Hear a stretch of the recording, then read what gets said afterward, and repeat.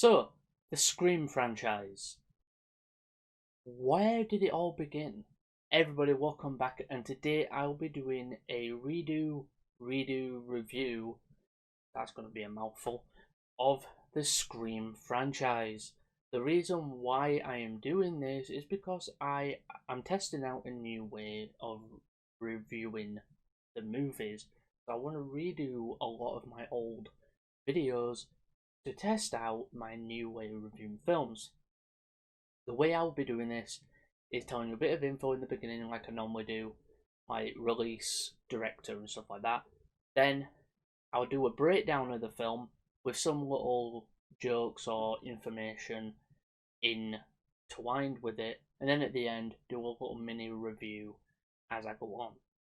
At the end, do a little mini review, talk about it, and then give my rating for it.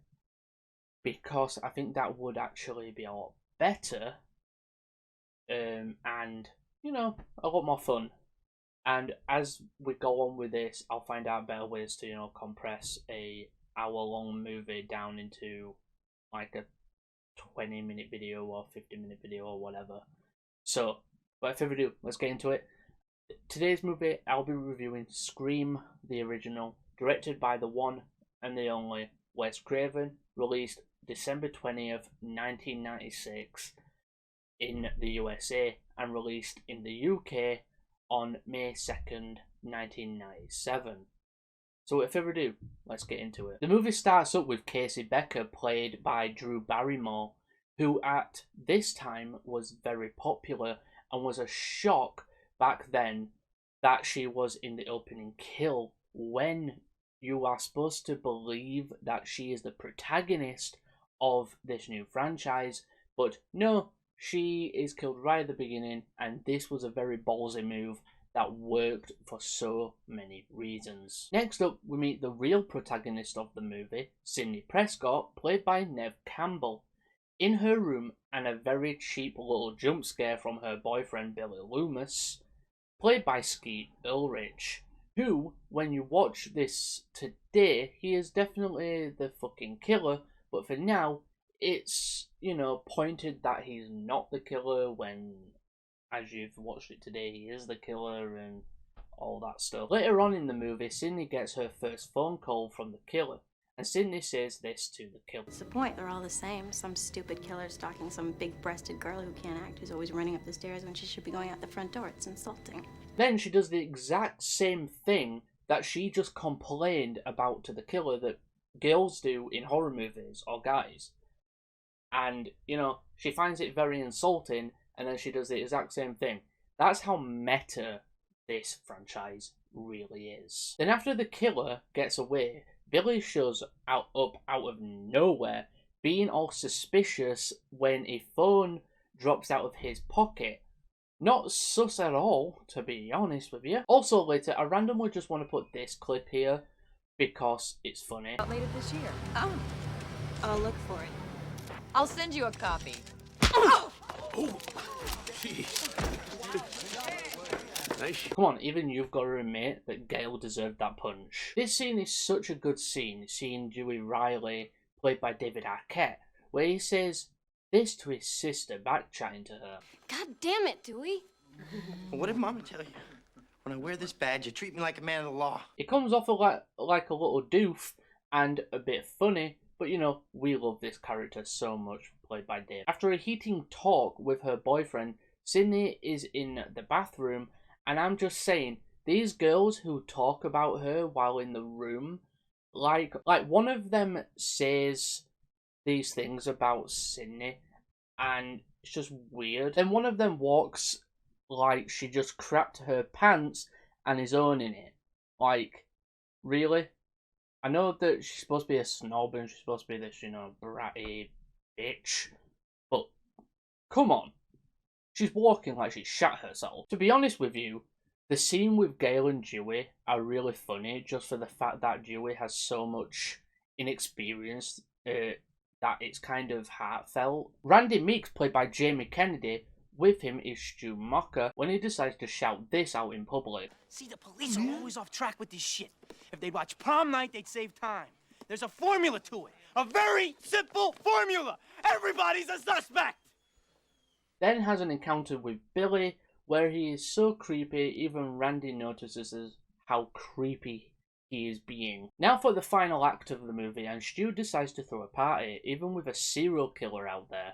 Dewey's sister Tatum, played by Rose McGowan, goes into the garage where she comes face to face with the killer and tries to do this to get away.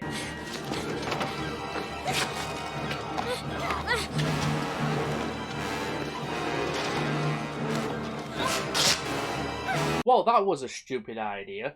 How did she think she would fit through that thing in the first place to just get away and not be killed? When Billy shows up, him and Sidney end up upstairs in a bedroom in Stu Macher's house. Also after this, Randy does a little rant about the rules of horror movies.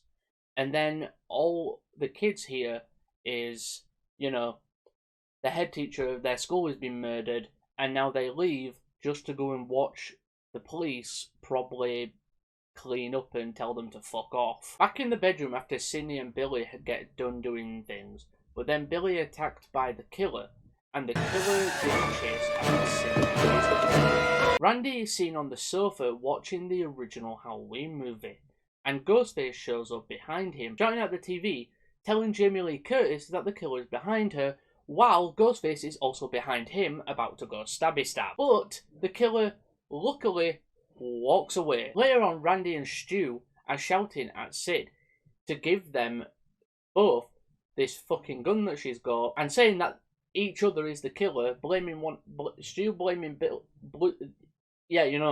blaming each other that they're both the killer. Sidney shuts the door in their faces, then she ends up seeing Billy come down the stairs, grabbing the gun. Billy lets Randy in, and this happens. We all go a little mad sometimes. No, Billy! This revealing that Billy is the killer, but also it is revealed that Stu is also another killer. And let's say Billy is just off his mind, and so is Stu. When Sidney gets away from them, Billy looks for her. She comes out from a door and stabs him with the tip of her umbrella. But the second time Nev stabbed him in this scene, the umbrella had a retractable tip, and Skeet was wearing a protective vest. But Nev missed the vest, really stabbing Skeet Ulrich.